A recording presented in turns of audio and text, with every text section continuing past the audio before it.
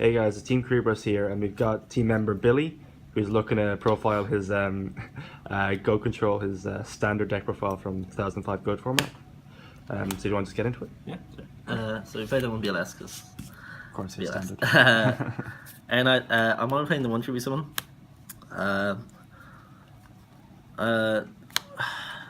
It's just we have cards like Exarion. Like this card can run wild, but again, tribute summoning is just bad in the format. And when I see it, it gets me advantage, but it doesn't just alone win you the game. Mm-hmm.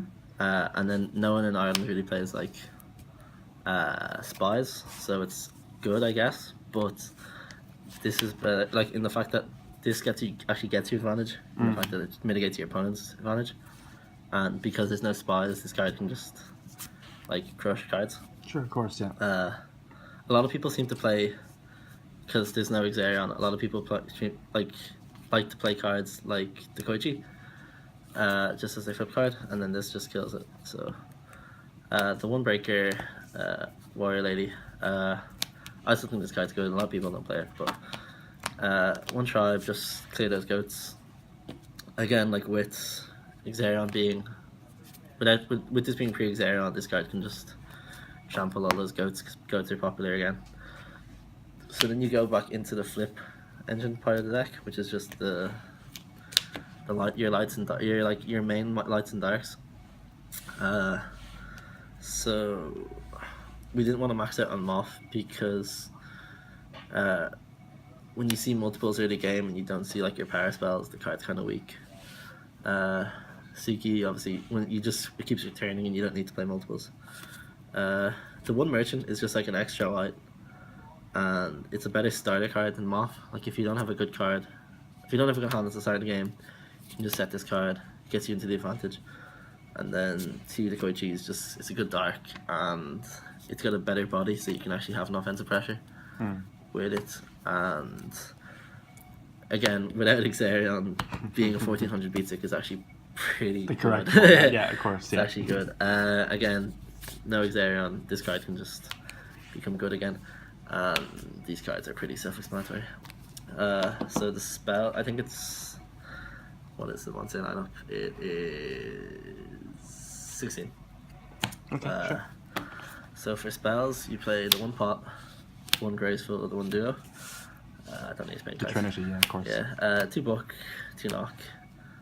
We side the 3rd book, but the Kaiser's always really strong. 3 meta. A lot of people play 2, but I just think it's really important to get that Thousand Eyes on board. It's not really a card I want to add back of Thousand Eyes too often, but having it in hand as an option is always just stronger. And we always want to show off the 3 supers. Yeah. The 2 Scapegoat, the card. I was thinking of starting the 3rd one, but it just does what it does. The 3rd one can be important against matchups like Benkei, Cat OTK, all those like stupid OTK decks. But again, no one really plays on here. So then you have the back row removal cards and the equip cards.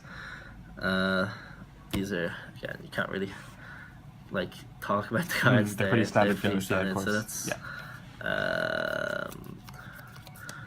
that's 17 spells. Sure. And the last cards are just the 2 Sakis. Didn't want to max it out, just because a lot of people are playing back row orientated decks. The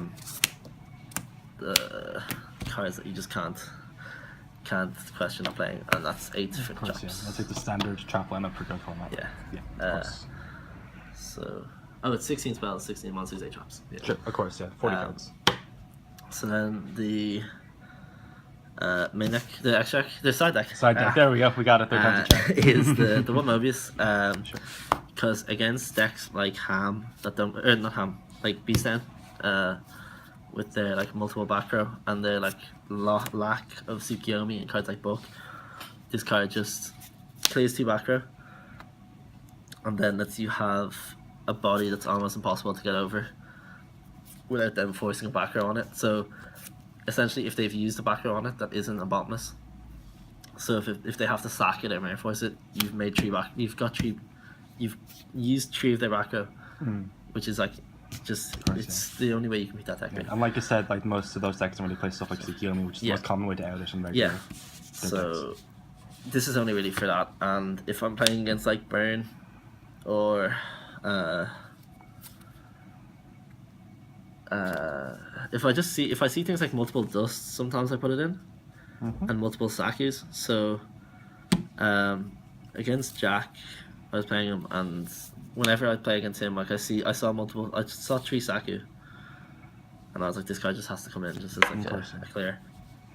The one Kaiku, just because like there's decks like Ham, Chaos, like there's so many people play Chaos here. It's like Ireland's trying to generate like that. ignorant deck. There's nothing.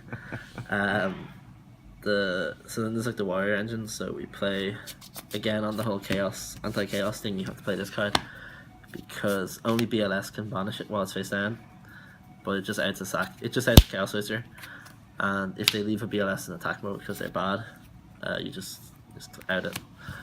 And then also when it gets banished, then it makes their returns or their defusions in hand less live.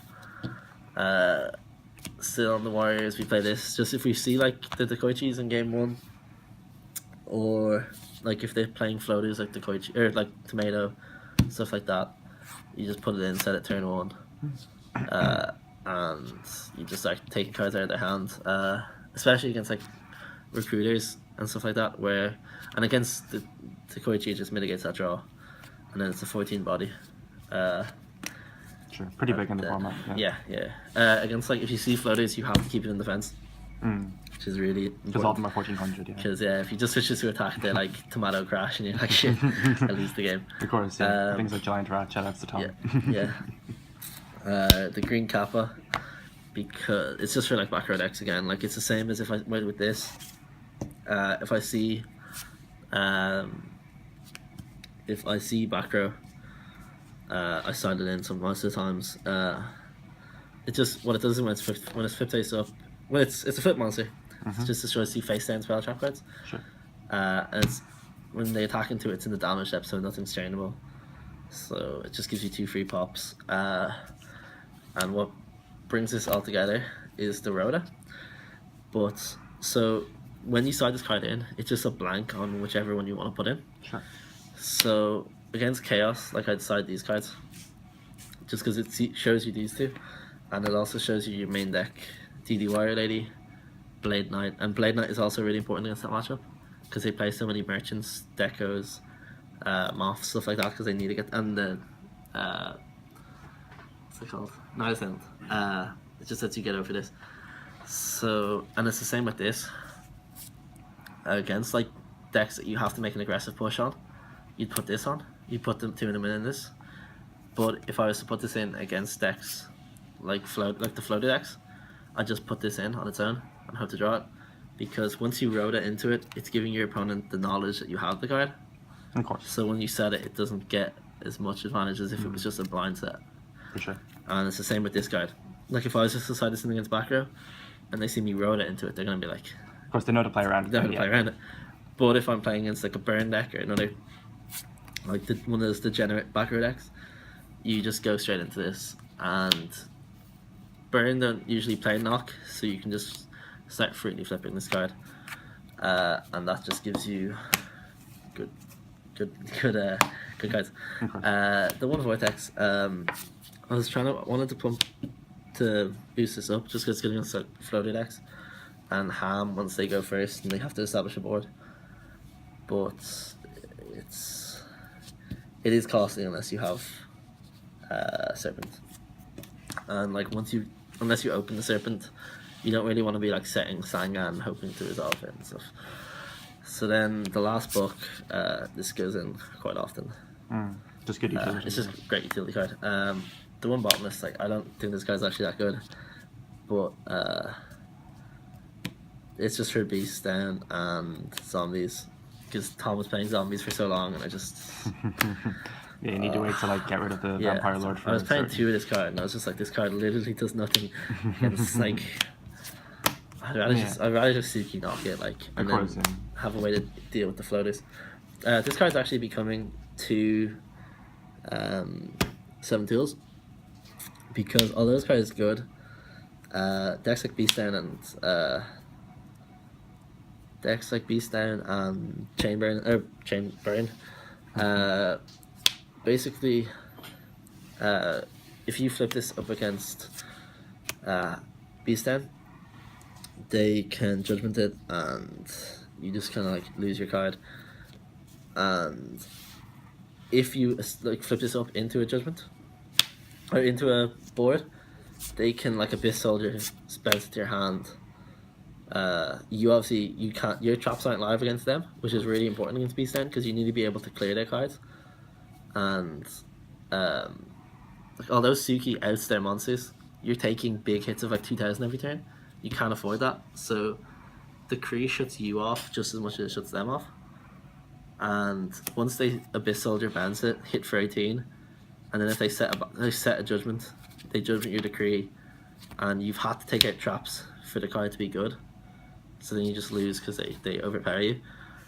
But the 7 tools lets you can set it with your back row, make a push, or like play through their own back row, keep the card set the whole time, and then when you have game, you heavy storm them. They Judgment and you flip the 7 tools, and then you get to play through it. So I've ordered 2 7 tools, and whenever the card arrives, it's essentially just this card becomes 7 tools. I just thought I needed to address why 7 tools is better than this card. Yeah, no, for sure.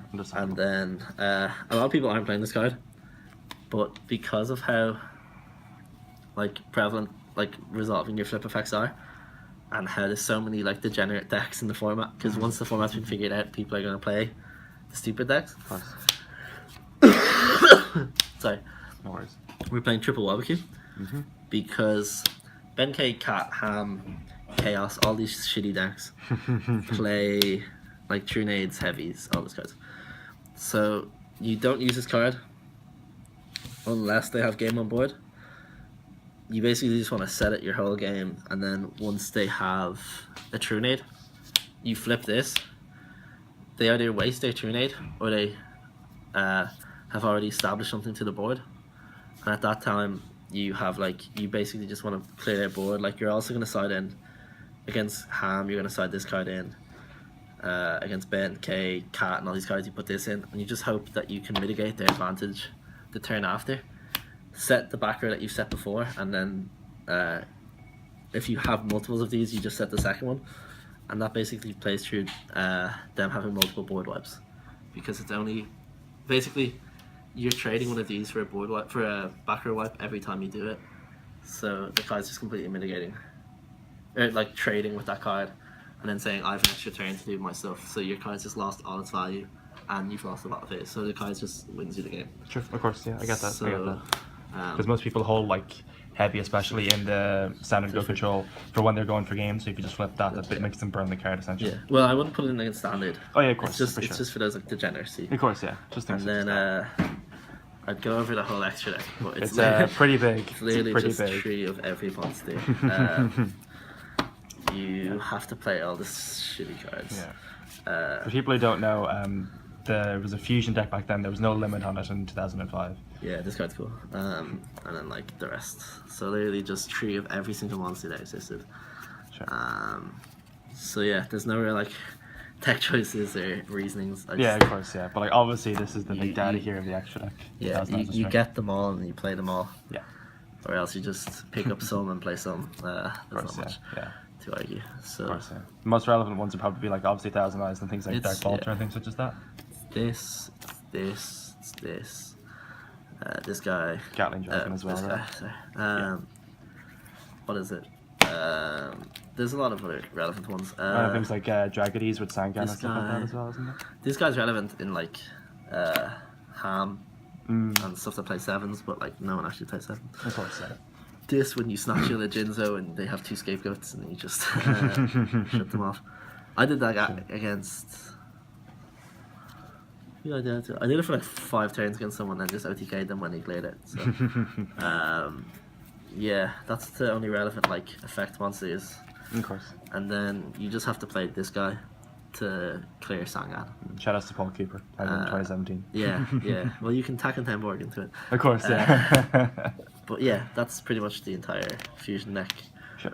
and the main inside. So Sure. yeah. Cool. All right then. Thanks for the deck profile, Billy. Yeah, appreciate you doing this. And yeah, our Team Kuribrohs signing out. See ya.